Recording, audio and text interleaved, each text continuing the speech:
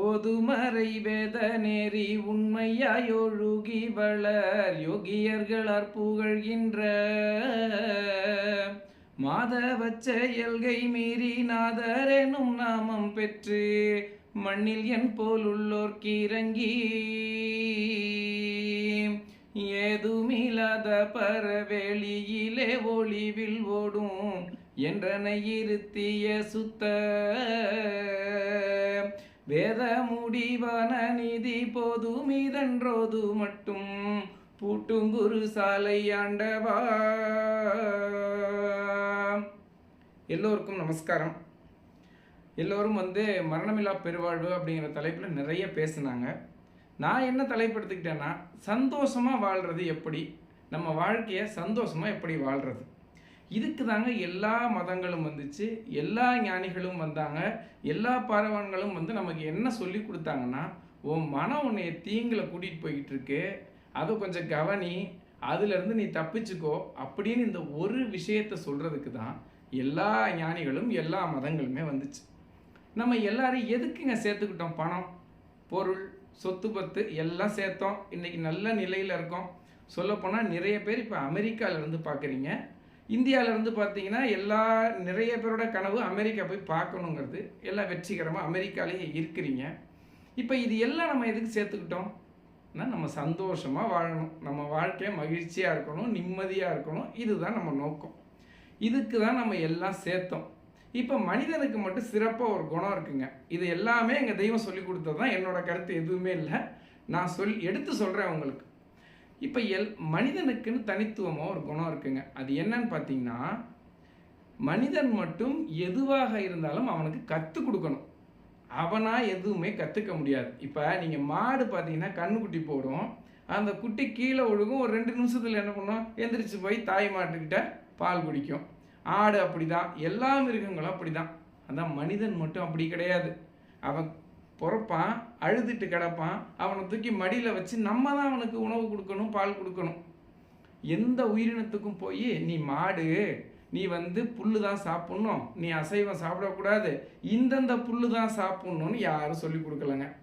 ஆனால் மனிதனுக்கு சொல்லி கொடுக்க வேண்டியதாக இருக்குது. இது உனக்கு ஏற்ற உணவு, இது உனக்கு ஏற்றது இல்லைன்னு. அப்போ மனிதனுடைய வாழ்க்கையில் எல்லாமே இன்னொருவர் சொல்லி கொடுக்க வேண்டியதாக இருக்குது. பள்ளிக்கூடத்துக்கு போனால் ஒருத்தர் பாடம் சொல்லி கொடுத்தாரு, ஒருத்தர் பேச சொல்லி கொடுத்தாரு, ஒருத்தர் வேலை சொல்லி கொடுத்தாரு, ஒருத்தர் சம்பாதிக்க கற்றுக் கொடுத்தாரு. இப்படி எல்லாமே நம்ம வாழ்க்கையில் கற்றுக் கொடுத்தா தான் நம்ம கற்றுக்க முடியும். ஆனால் நம்ம என்ன நினச்சிக்கிறோம், நான் சம்பாரிச்சிட்டேன், நான் பணக்காரன் ஆகிட்டேன், எனக்கு எல்லாம் வந்துருச்சு, நானே இப்போ சந்தோஷமாக இருந்துக்குவேங்க அப்படின்னு நினச்சிக்கிறோம். அது இயற்கைக்கே முரண், இறைவன் படைப்புக்கே முரண். அப்படிலாம் நம்மளால் சந்தோஷமெல்லாம் வாழ்ந்துட முடியாது. ஏன்னா நமக்குள்ளே வைத்து படைக்கப்பட்டிருக்கிற மனம் மிக கொடூரமானது. அது அப்படிலாம் நம்மளை வாழ விட்டுறாது. நீங்கள் பணம் சம்பாரிச்சிட்டேங்கிறதுனால ஒரு மனிதன் மகிழ்ச்சியாக வாழ்கிறாங்க அப்படின்னா நிச்சயமாக வாழ்வதில்லை. அப்போ நம்ம என்ன பண்ணணும்னா, எல்லாமே ஒருத்தர் நமக்கு கற்றுக் கொடுத்தாங்க, நம்ம எப்படி வாழ்வதுங்கிறதுக்கான வாழ்க்கை கல்வியவும் ஒருத்தவங்ககிட்ட கற்றுக்கணும். நம்மளை விட சிறப்பான ஒருத்தவங்ககிட்ட நம்ம வாழ்க்கையை கற்றுக்கணும். ஃபஸ்ட்டு நம்மக்கிட்ட பணம் இருக்குது, காசு இருக்குது, இல்லை எப்படியோ இருக்கோம், நோயில் கிடக்கும், என்னமோ பண்ணுறோம். ஆனால் ஒரு நல்ல துணை கிடச்சிக்கிச்சின்னு வச்சுக்கோங்க, அதை விட சிறப்பு எதுவுமே கிடையாது. அதுக்கு தான் எங்கள் தெய்வம் எங்களுக்கு என்ன சொல்லி கொடுத்தாங்க, உனக்கு உடலில் நோய் இருக்கா பரவாயில்ல, கல்யாணம் ஆகலையா, புள்ள இல்லையா, ஏழையாக இருக்கியா, நீ என்னவா வேணாலும் இரு, அதை பற்றி கவலை இல்லை. நீ பிடிச்சிக்க ஒரு துணையை பிடிச்சிக்கிட்டியா, உனக்கு ஊரு கிடச்சிட்டாங்களா, உனக்கு தெய்வம் கிடச்சிட்டாங்களா, நீ சந்தோஷமாக இருக்கலாம். அவங்க இல்லைன்னா நீ மாட்டின, இதுதான் கணக்கு. அப்படி எங்களுக்கு கிடைச்ச ஒரு துணை தான் எங்கள் தெய்வம். இதில் ஒரு சிறப்பு என்னன்னு பார்த்தீங்கன்னா, எல்லா ஞானிகளும் சீடர்கள் தான் தேடி போவாங்க. இப்போ ஒரு பள்ளிக்கூடம் இருக்குன்னு வச்சுக்கோங்களேன், நம்ம பிள்ளைங்கள தான் கொண்டு போய் சேர்ப்போம். ஆனால் எங்கள் தெய்வம் கருணை கடல். எப்படின்னா, அவங்க எங்களை தேடி வந்தாங்க. எப்படின்னா, நீங்கள் அவங்க இறங்கி டேய் நீ இப்படி போயிடாத, நீ இப்போ பிள்ளைங்களெல்லாம் அந்த திருவிழா கூட்டிகிட்டு போனோம்னா பண்ணோம்னா, தம்பி இப்படி ஓடிடாத, அப்படி ஓடிடாதன்னு. அது மாதிரி எங்கள் தெய்வம் எங்களுக்கு, டேய் இப்படி போனீங்கன்னா ஆபத்து இருக்குடா, போகாத, இதில் போகாத, இதில் போகாதன்னு ஒரு தாயை விட கருணையாக எங்களை கைப்பிடிச்சி கூட்டிகிட்டு போயிட்டுருக்காங்க. இதுக்கு தான் திருவள்ளுவர் பெருமான் சொல்கிறாங்க, தனக்கு உவமை இல்லாதான் தாழ் சேர்ந்தார் கல்லால் மனக்கவலை மாற்றல் அரிதுங்கிறாங்க. உங்களுக்கு ஒப்பு உவமை இல்லாத ஒருவருடைய நீங்கள் கரத்தை பற்றலைன்னா உங்கள் வாழ்க்கையில் எக்காலத்துலேயும் நிம்மதி இல்லைன்னு 2000 வருஷத்துக்கு முன்னாடி திருவள்ளுவர் பெருமான் எழுதி வச்சுட்டு போயிட்டாங்க. அப்போ நம்ம ஒருத்தவங்கள கரத்தை பிடிக்கணும். இப்போ நாங்கள் ஒரு கரத்தை பிடிச்சிட்டோம், எங்களுக்கு ஒரு தெய்வம் கிடச்சிட்டாங்க. எங்கள் தெய்வம் சொல்லுவாங்க, தள்ளாத விருந்தா நான் கிடச்சேன்டா உங்களுக்கு அப்படின்ட்டு. அதிர்ஷ்டம் வந்து பொத்துக்கிட்டுக்கு உழுகுற மாதிரி எங்களுக்கு எங்கள் தெய்வம் கிடச்சாங்க பொத்துக்கிட்டு. அப்போ அவங்க என்னெல்லாம் சொல்லி கொடுக்குறாங்க, நீ இந்த உலகத்தில் சந்தோஷமாக வாழணும்னா உனக்கு என்னெல்லாம் வேணும் அப்படிங்கிறத எங்கள் தெய்வம் என்ன சொல்லி கொடுக்குறாங்கன்னு பார்த்தீங்கன்னா, உன்னுடைய மனம் துன்பங்களை மட்டும் தக்க வைத்துக் கொள்கிறது, இன்பங்களை அது மறந்து விடுகிறதுங்கிறாங்க. கவனித்து பாருங்கள், இதெல்லாம் நம்ம ப்ராக்டிக்கலாக நம்ம லைஃப்பில் பார்க்கலாம். கணவன் மனைவி சண்டை போட்டுக்கிட்டு இருக்கிறப்ப 10 வருஷத்துக்கு முன்னாடி இருந்து எல்லாமே உள்ளேருந்து எடுத்து கொடுக்கும். இந்த இதை சொல்ல அவசரமாக எடுத்து கொடுக்கும். உள்ளேருந்து ஃபைட்டு கடுமையாக போயிட்டுருக்கோம். கணவர் கொஞ்சம் தடுமாறிக்கிட்டு இருப்பார், ஐயோ நமக்கு பாயிண்ட்டு கிடைக்க மாட்டேங்குதுன்னு. மனைவி நல்லா உள்ளேருந்து செக்குன்னு எடுத்து கொடுக்கும். இந்த இதை சொல்லுன்னு. அப்புறம் கணவர் யோசிப்பார், உடனே கணவருடைய மனமும் எடுத்து கொடுக்கும், இந்த இதெல்லாம் சொல்லுன்னு சொல்லிட்டு. இப்போ தன்னுடைய அந்த சண்டையை வந்து தீவிரமாக்குது மனம். இப்போ இதே கணவன் மனைவி என்னைக்காச்சும் உட்காந்து வாங்க நம்ம வாழ்க்கையில் இந்த சந்தோஷங்கள் எல்லாத்தையும் பகிர்ந்துக்கும் உள்ளேருந்து எடுத்து கொடுக்குதான்னு பாருங்கள். என்னைக்காச்சும் எடுத்து கொடுத்துருக்கா உள்ளேருந்து சந்தோஷமாக உட்காந்து நம்ம எப்படியெல்லாம் வந்தோம், எப்படியெல்லாம் வாழ்ந்தோம், இன்றைக்கி எவ்வளோ சந்தோஷமாக இருக்கோம். ஒத்துக்காது. இதை நம்ம கவனிக்கணும். நம்ம மனம் நம்மை எப்படியெல்லாம் ஆட்டி வைக்குது அப்படின்னு சொல்லிட்டு. இப்போ எங்கள் தெய்வம் என்ன சொல்லி கொடுக்குறாங்கன்னா, மனம்னு உனக்குள்ளே ஒன்று இருக்குது, அறிவுன்னு உனக்குள்ளே ஒன்று இருக்குது. இது ரெண்டுமே உனக்குள்ளே இருந்து வர்ற கமாண்டு தான். கமாண்டுன்னா சிந்தனைன்னு வச்சுக்கோங்களேன். இப்போ வந்து நம்ம சிந்திக்கிறோம்ல, அதுதான் கமாண்ட். இங்கிலீஷில் வந்து உங்களுக்கு ஒரே வார்த்தையாக கொடுத்துட்டாங்க, மைண்டு, அவ்வளோதான். தமிழில் எங்கள் தெய்வம் அதை 2ஆக பிரித்து கொடுக்குறாங்க. ஒன்று மனம், இன்னொன்று அறிவு. இது 2ஆக புரிஞ்சுக்கோங்க. இதுவும் உள்ளேருந்து வர்ற கமாண்டு தான் மனம்ங்கிறதும், அறிவுங்கிறதும் உள்ளேருந்து வர்ற கமாண்டு தான். இந்த மனம்ங்கிற கமெண்ட் என்ன பண்ணுது அப்படின்னா, நமக்கு உள்ளேருந்து வரும், நம்ம அதை இன்பமாக செய்வோம், விளைவு பார்த்திங்கன்னா துன்பமாக இருக்கும். உதாரணத்துக்கு எடுத்துக்குவோம், ஒருத்தர் மதுவுக்கு அடிமையாக இருக்காருன்னு வச்சுக்கோங்களேன். அவரை கூப்பிட்டு, ஏங்க நீங்கள் மது குடிக்கிறீங்களே, இது உங்களுக்கு நல்லதா கெட்டதா தீமையா என்னன்னு கேளுங்க. அவர் தெளிவாக சொல்லுவார், ஐயையோ மது குடித்தா கிட்னி போயிடும், உடம்பு கெட்டு போயிடும், பொருளாதாரம் போயிடும், குடும்பத்தில் பிரச்சனை வந்துடும், எல்லாம் சொல்லுவார். ஆனால் அவர் அதை தொடர்ச்சியாக செய்வார். ஏன்? எங்கள் தெய்வம் அதை சொல்லி கொடுக்குறாங்க, உன் மனம் உன்னை சம்மதிக்க வச்சு, உன் அறிவையும் சம்மதிக்க வச்சு, உங்கள் 2 பேரையும் முன்னாடி கூட்டிகிட்டு போய்கிட்டு இருக்குங்கிறாங்க. நீங்கள் 2 பேரும் பின்னாடி போயிட்டு இருக்கிறீங்க. அறிவு நமக்கு குருவாக நின்று அறிவு கூட்டிகிட்டு போகணும் நம்மளை. ஆனால் நம்ம அப்படி போகவே மாட்டோம். மனம் என்ன பண்ணுது, நமக்கு இன்பங்களை காட்டி காட்டி காட்டி நம்மளை அப்படியே கூட்டிகிட்டு போயிட்டுருக்கு. அதுக்கு தான் தெய்வம் சொல்லுவாங்க, மனதுக்கு வந்து இறைவன் ஒரு வேலை கொடுத்துருக்குறாங்களாம். என்ன வேலைன்னா, இவனை சீக்கிரமாக முடித்து கட்டி கொண்டு வந்து நரகத்தில் சேர்த்துடணுன்ட்டு. அதனால தான் நம்ம என்ன சம்பாதிச்சாலும், என்ன சேர்த்து வச்சாலும், என்ன பண்ணாலும் நமக்குள்ள ஒரு நிம்மதி இருக்க மாட்டேங்குது. இதுக்கு ஒரு திருவாக்கியம் எங்கள் தெய்வம் அருளியிருக்காங்க, எவ்வளவு நிதியம், செல்வம், இளமை, வனப்பு, அழகு என்ன வேணாலும் உங்கள்கிட்ட இருக்கட்டும், நீ என்ன வேணாலும் சேர்த்து இந்த உலகத்துக்கே ராஜாவாக இருந்துக்க, உன் மனம் ஒன்று மட்டும் அழகாக இல்லைன்னு வச்சுக்க, அது எல்லாத்தையும் அது காலி பண்ணிடும், உன்னுடைய ஆயுளையும் முடிச்சிருங்கிறாங்க.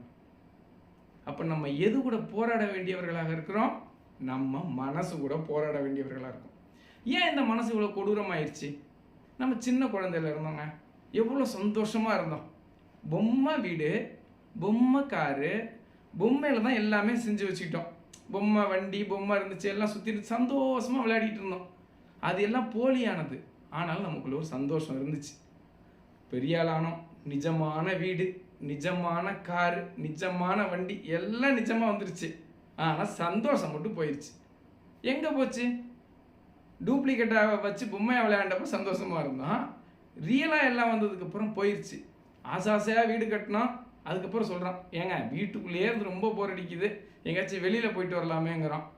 கல்யாணம் பண்ணோம், ஊரெல்லாம் கூப்பிட்டு எல்லாருக்கும் பத்திரிக்கை அடித்து கொடுத்து அப்படியே ரொம்ப சந்தோஷமாக எல்லாரும் கூப்பிட்டு ஜேன் ஜாம் கல்யாணம் பண்ணோம். அதுக்கப்புறம் பார்த்தா கொஞ்சம் போர் அடிக்கிற மாதிரி இருக்குது, ஒரே பிரச்சனையாக இருக்குது, சண்டையாக இருக்குது, ஒரே இதாக இருக்குது. என்ன காரணம் இதுக்கெல்லாம் அப்படின்னா, இது எல்லாமே மனதின் செயல். நம்மளை நிம்மதியாக வைக்கக்கூடாது அப்படிங்கிறது மனதின் செயலுங்கிறாங்க. அப்போ நம்ம குழந்தையாக இருக்கிறப்ப சந்தோஷமாக இருந்தோமே, ஒரு டயர் வண்டியை தட்டிக்கிட்டு, நாங்கள்லாம் சின்ன வயசில் நொங்கு வண்டி கட்டிக்கிட்டு விளையாண்டோம், அப்போல்லாம் சந்தோஷமாக இருந்தோமே. பெரிய ஆளாக ஏன் இப்படி நமக்குள்ள துன்பங்கள் அதிகமாச்சு அப்படின்னா, இதுக்கு எங்கள் தெய்வம் என்ன காரணம் சொல்கிறாங்கன்னா, குழந்தையாக இருந்த பொழுது நீ உன்னுடைய விளைவை பற்றி நீ யோசிக்கவே இல்லை. நமக்கு நன்மை வருமா தீமை வருமா, இது எனக்கு வேணும் அது எனக்கு வேணும்னு இல்லை. உங்கள்கிட்ட என்ன இருந்துச்சோ அதை சந்தோஷமாக அனுபவிச்ச. நீ வளர வளர வளர என்ன பண்ண, உன்னுடைய அறிவுங்கிறதோட ஆசைங்கிறத கலக்க ஆரம்பிச்ச. கலந்துக்கிட்டே வந்துச்சு. அந்தந்த பருவத்துக்கு தக்க நமக்கு ஆசையோட வேகம் அதிகமாச்சு. அப்போ என்ன ஆயிடுச்சு, அறிவுங்கிற தன்மை முழுவதுமாக மாறி அது கூட ஆசை கலந்து கலந்து கலந்து எதுனாலும் பத்தலைன்னு போயிடுச்சு. எப்போ நம்ம நிம்மதி அடைய முடியும் மனம்? நம்ம எப்போ திருப்தி நிலைக்கு வர்றோமோ, எப்போ நம்ம அமைதி நிலைக்கு வர்றோமோ மனசு, அன்னைக்கு தான் நம்ம நிம்மதி அடைய முடியும். என்னைக்காச்சும் அது அடையுதான்னு பாருங்களேன். அதுக்கு தான் தெய்வம் சொல்லுவாங்க, மனம் என்பது தாவும் இயல்புடையதுங்கிறாங்க. அது ஒரு இடத்துல நிற்கவே நிற்காது. அதுக்கு இன்னொரு உதாரணம் என்ன சொல்லுவாங்கன்னா, ஒரு குரங்கு இருக்குது, அந்த குரங்குக்கு ஒரு உருவம் இருக்குது. அந்த குரங்கு ஒரு மரத்தில் தாவுதுன்னு வச்சுக்கோங்களேன். அந்த மரத்துக்கும் ஒரு உருவம் இருக்குது. இப்போ என்ன பண்ணும் இந்த குரங்கு? ஜம்ப் பண்ணும். ஒரு 10 அடியா 15 அடி ஜம்ப் பண்ணும் அதிகபட்சம், சரியா? ஆனால் நம்ம மனக்குரங்கு இருக்குது பாருங்க, அதுக்கு உருவம் இல்லை. அதே மாதிரி அது தாவுகிற எல்லை இருக்குது பாருங்க, அதுக்கும் ஒரு லிமிட்டேஷன் இல்லை. நீங்கள் அமெரிக்காவில் இருக்கிறீங்க, இந்தியாவில் இருக்கிற உங்கள் வீட்டை ஒரு நொடியில் நினச்சிங்கன்னா அது உடனே வந்துட்டு போகுது இங்கே இந்தியாவுக்கு. நாங்கள் வர முடியுமா இங்கேருந்து உங்கள் அமெரிக்காவுக்கு? ஆனால் மனம் எப்படி வருது? ஒரு நொடியில் வந்துட்டு போகுது. அது எல்லையற்ற பயணத்துக்கு தயாராக இருக்குது. அதனால தெய்வம் சொல்கிறாங்க, உன் மனதை கண்காணி. நீ வேற எல்லாரையும் விட்டுரு, உன் மனதை கண்காணி. உன் மனம் எங்கெல்லாம் போகுதுன்னு கவனி. அதை ரொம்ப தூரம் அலைய விடாதங்கிறாங்க. இப்போ யோசிச்சு பாருங்க, எல்லாருக்கும் நோய் அதிகமாக, இப்போ நோய் நம்ம எல்லாம் பேசுகிறோம்ல, இதுக்கும் எங்கள் தெய்வம் ஒரு காரணம் சொல்லி கொடுத்துருக்காங்க. என்னென்னா, இப்போ நமக்கு ஏதாச்சும் ஒரு தொற்று நோயின்னு இருக்கான்னு பாருங்களேன், கொரோனா மாதிரி, அது எதுவுமே இல்லை. சரி, அதை விட்டுருங்க. வேறு ஏதாச்சும் ஜெனட்டிக்காக வர நோய்னா அது யாருக்காச்சும் தான் வரும். ஆனால் எல்லாருக்கும் ஏதோ ஒரு நோய் வருது. என்ன காரணம்? இத்தனைக்கும் நல்ல பெரிய பணக்காரங்க எல்லாரும் நிறையா சம்பாதிக்கிறோம், நல்ல நல்ல பொருளாக வாங்கி சாப்பிட்றோம். ஒரிஜினல் எண்ணெய், இந்த எண்ணெய் இதுக்கு நல்லது, இது புரோட்டீனு, இது கொழுப்பு, இது என்னென்னமோன்னு சொல்லி எல்லாம் வாங்கி நல்ல தரமான உணவு சாப்பிட்றோம். ஆனால் நோய் எப்படிங்க வந்துச்சு? என்னைக்காச்சும் யோசிச்சோமா? என்ன பண்ண, எல்லாமே வச்சுருக்கேன், கோடிக்கணக்கில் பணம் வச்சுருக்கேன், எல்லாமே நல்லது செஞ்சேனே, எப்படி வந்துச்சு? எங்கள் தெய்வம் என்ன சொல்லித்தராங்கன்னா, உன் மனம் சதா நோய் சஞ்சரிக்கிற எல்லைகளிலேயே உலாவுகிறதுங்கிறாங்க. செல்ஃபோனில் பார்த்தா நோய் சம்மந்தப்பட்டது வீடியோ பார்க்குறோம், நம்ம யார்கிட்டயாச்சும் பேசுகிறப்ப கேட்டால் நோய் சம்மந்தப்பட்டது பேசுகிறோம். உன் எண்ணம் அது இலக்கற்ற எல்லைகளெல்லாம் பாய்ந்து அது உனக்கு எல்லாத்தையும் கொண்டு வந்துக்கிட்டு இருக்கு. நீ அதுக்கு சரியான வேலை கொடுங்கிறாங்க. நம்ம மனம் என்ன பண்ணுது? வெளியில் போய் போய் அங்கே இங்கேயும் போய் என்னென்னத்தையோ கொண்டு வந்து நமக்குள்ளே குப்பையாக கொட்டிக்கிட்டு இருக்கு. இதெல்லாம் நீ கவனி. உன் மனம் எங்கெங்கெல்லாம் போகுது, என்னென்னலாம் சிந்திக்குது, இதை நீ கவனிங்கிறாங்க. இப்போ இந்த மனசுக்கிட்ட இருந்து நீ தப்பிக்கணும் அப்படின்னா நீ அறிவாக மாறணுங்கிறாங்க. நீ அறிவுனா யாரு? அறிவுனா குருபிரான், அறிவுனா ஆசான். ஒவ்வொரு மனிதனுக்கும் ஒரு குருபிரான் வேணும், ஒரு ஆசான் வேணும், ஒருத்தவங்க சொல்லி கொடுக்கறதுக்கு ஒருத்தவங்க வேணும். அதுக்கு எங்கள் தெய்வம் என்ன சொல்லுவாங்கன்னா, உன் உடலிலேயே மிகவும் முக்கியமான ஒரு உறுப்பு எதுனா இந்த தலை தான். இந்த தலைக்கு மேலே தான் நமக்கு எல்லாமே, சரியா? ஆனால் தலை இல்லை, அப்போ இந்த உடலுக்கு எந்த மதிப்பும் இல்லை. ஆனால் இந்த தலை இருந்தும் இந்த உடல் இருந்தும் உயிர் இல்லைன்னா ஏதாச்சும் மதிப்பு இருக்கா? அதுக்கு உயிர் போயிடுச்சு, கொஞ்சோண்டு பாதி மட்டும் ஒர்க் ஆகும்னா ஒர்க் ஆகாது. உயிர் தான் முக்கியம். அப்போ இந்த உடலை விட தலையை விட உயிர் ரொம்ப முக்கியம். அதை விட உனக்கு கோடி மடங்கு முக்கியம் உன்னுடைய தெய்வம்ங்கிறாங்க. நீ ஏற்றுக்கொண்ட தெய்வம் உனக்கு எல்லாத்தை விட கோடி மடங்கு முக்கியம். ஏன்? அவங்களுக்கு மட்டும்தான் உன்னுடைய மனதை கட்டுப்படுத்தக்கூடிய வல்லமை இருக்கு. அவங்க கைப்பிடிச்சு போனோம்னா அப்போ நம்ம அறிவின் கைப்பிடிச்சு போகிறோம். நம்ம வாழ்க்கை ரொம்ப அற்புதமாக இருக்கும். என்ன இருந்தாலும் சரி இல்லாட்டினாலும் சரிங்க, கேப்பக்கூழு தான் இருக்குது, கடிச்சிக்கிறதுக்கு சின்ன வெங்காயம் தான் இருக்குது, கூரை வீடு ஒழுகுது, ஒழுகுற இடத்துல பாத்திரத்தை வச்சுட்டு பக்குவப்படுத்தி நிம்மதியாக தூங்க முடியும். எப்போ? இறைவனுடைய துணை இருந்தால். மாட மாளிகை கூட கோபுரம் இருந்தாலும் இங்கே நல்லா இல்லைன்னு வச்சுக்கோங்க, இங்கே அழகு இல்லை, மனம் அழகாக இல்லாவிட்டால் எல்லாம் போச்சுங்கிறாங்க தெய்வம். அப்போ நம்ம ஒரு குருபிரானை எல்லாருமே தேடி பிடிச்சிக்கணும். நீங்கள் எந்த மதத்தில் இருந்தாலும் சரி, இந்த வீடியோவை பார்க்குறவங்க கேட்குறவங்க, நீங்கள் எந்த மதத்தில் இருந்தாலும் சரி, நீங்கள் உங்கள் மத கர்த்தரை உடனடியாக பிடிங்க. அவங்க என்ன சொல்கிறாங்க, ஒவ்வொரு விஷயத்தை பற்றி என்ன சொல்கிறாங்கன்னு கவனிச்சிங்கன்னா அவங்க நிச்சயம் உங்களுக்கு நல்லது தான் சொல்லியிருப்பாங்க. எந்த மத கர்த்தர்களும் அவங்க உயிரை தியாகம் பண்ணி அவங்க இந்த மனித குலத்துக்கு எவ்வளவோ சாக்ரிஃபைஸ், அதாவது தியாகங்கள் பண்ணி இத்தனை வேதங்கள் அவங்க இறக்குனது எதுக்குன்னா இந்த ஒரு செயலுக்குங்கிறாங்க எங்கள் தெய்வம். உன்னுடைய மனதை பக்குவப்படுத்துவதற்காக இந்த வேதங்கள் எல்லாம் வந்துச்சு அப்படிங்கிறாங்க. இப்போ நம்ம என்ன பண்ணணும்? இப்போ நம்ம மனசை அறிவாக மாற்றணும். அதுக்கு என்ன பண்ணணும் அப்படின்னா, இப்போ எப்படி இருந்தோம்? நம்ம குழந்தையா இருக்கிறப்ப சந்தோஷமாக இருந்தோமா? ஆசை நிறைய சேர்ந்துச்சா? இப்போ நம்ம மனமாக மாறிட்டோமா? இப்போ நம்ம துன்பத்தில் இருக்கோமா? அப்போ நம்ம என்ன பண்ணணும்? நம்ம மனம் அப்படிங்கிறதுலேருந்து எங்கள் தெய்வம் சொல்கிறாங்க, நீ கொஞ்சம் கொஞ்சமாக ஆசைகளை குறைக்க ஆரம்பிக்கணும். நம்ம எதெல்லாம் நம்ம எது கூடலாம் அடையாளப்படுத்தியிருக்கோம். ஆசைன்னா உடனே எல்லாத்தையும் துறந்துட்டு ஏழையாக மாறுறது அப்படி கிடையாது. நீங்கள் பெரிய கோடீஸ்வரராக இருங்க, எல்லாத்தையும் பெரிய பணக்காரராக இருங்க. ஞானத்தில் இருக்கிறவங்க வெற்றிகரமாக தான் இருக்கணும். ஞானத்தில் இருக்கிறவங்க தோற்றதா சரித்திரமே இருக்கக்கூடாது. அப்போ தான் அடுத்தவங்க பார்க்கும் பொழுது ஞானத்தில் இருந்தால் ஜெயிக்கலாம் அப்படிங்கிற ஒரு உற்சாகம் வரும். ஆனால் நீங்கள் பெரிய கோடீஸ்வரராக இருங்க, ஆனால் உள்ள அமைதியாக வச்சுக்க பழகணும்.